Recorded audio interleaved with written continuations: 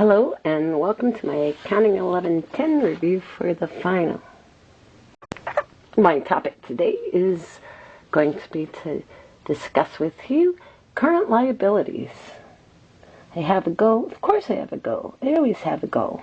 That goal is to understand the very definition of a current liability and to review a few simple examples with you. I'd also like for you to note that in this course, we skip the topic of payroll, and payroll is covered in the same chapter as current liabilities. So when you hit that information, you can feel free to skip it. Let's get started. I want to first look at the definition of a liability. For something to be considered a liability, whether it's current or otherwise, it must come about as a result of a past transaction, meaning whatever it was has already taken place.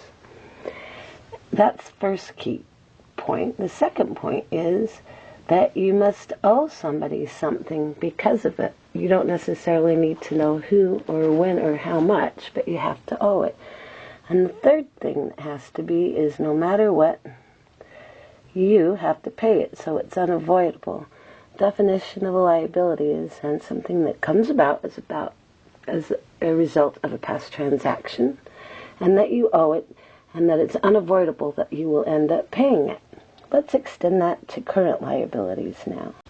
So a current liability is something you owe, comes about as a result of a past transaction, and that you must pay within the year or the operating cycle, whichever is. Put this on pause and decide what I'm going to write there. Come back and tell me what you get. And the answer is whichever is longer. Something you're going to have to pay with a year or an operating cycle, whichever is longer. Kind of matches the definition of a current asset in that respect, doesn't it? So, now we know the definition of the liability, and we know the definition of a current liability. Let's move forward and look at some simple examples, shall we? Now, accounts payable are examples of liabilities.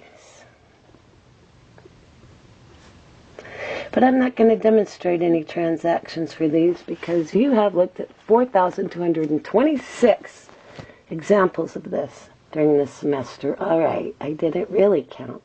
But so many we don't need to look at accounts payable anymore. I have a topic I want to look at, though, with you that hasn't been hit near as much.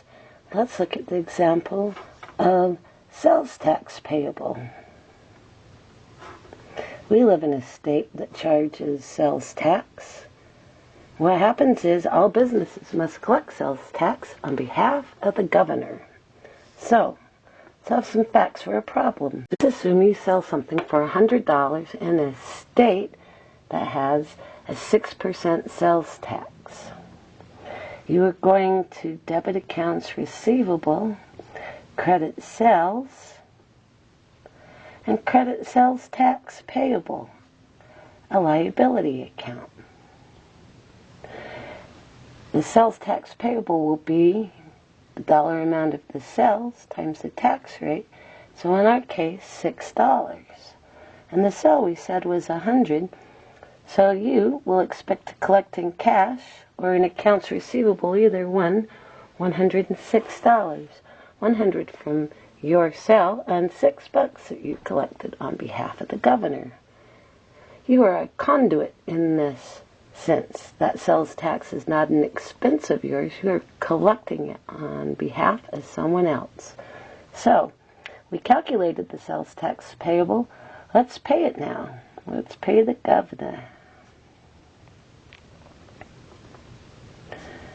Every state has different rules on when you must submit this, but let's say this is the only thing we've collected for whatever period is applicable, and we're going to pay it now.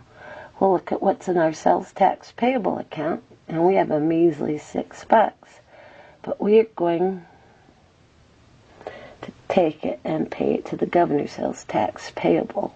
So, sales tax payable was $6, and then check will be written for cash for $6. Kind of wrote my description in the first entry up here funny. Should be sales tax. It's funny, sales taxable. How about sales tax payable? So you set up the liability first, and then you issue the check to the gov. So you collect the sales tax and you pay it. That's a real good example of a simple current liability and pretty straightforward. I want to review another one with you, one concerning unearned revenues. I know you've done this a lot this semester, but it seems as how this is one of the most frequently missed problems on the final. Let's give it another go, shall we? Let me give you some facts.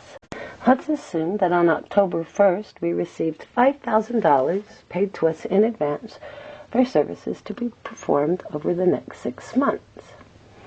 I want to first record receipt of the cash. Now you're not going to say, no thanks, I don't want to get paid in advance, are you? You're going to say, hey, no way, I'll take the cash. And so you'll debit the $5,000. And what's the credit? And if you'll think about it, from even Chapter 2 on, we've set that up in an unearned revenue account. And an unearned revenue account, in this case, is a current liability that represents 6 months' worth of services we owe someone that what we must deliver in the next 6 months. And notice we did that on October 31st. So there's our entry to accrue, to record the receipt of cash. What's the adjusting entry? Well, if you have a 12/31 year end, what would your adjustment be? How much have you earned? Well, you got it in October. So October, November, and December have passed by, so you have earned 3 months of the 6 months, or half of this $5,000. It's a simple matter to take out of unearned revenue the amount that you have earned and put it in a revenue account, showing that you've earned it. We said half, so it would be $2,500. I'd like to post this with you and talk about how it looks. Look first at the unearned account, since that happened first, and then look at the revenue account, since that happened later. When we first received the money, it wasn't ours and we hadn't earned any. So we put it all in the unearned revenue account and showed it as a liability, because that's what we owed. At the passage of the year, we had earned half of it. So we would take half out and put it in the revenue account.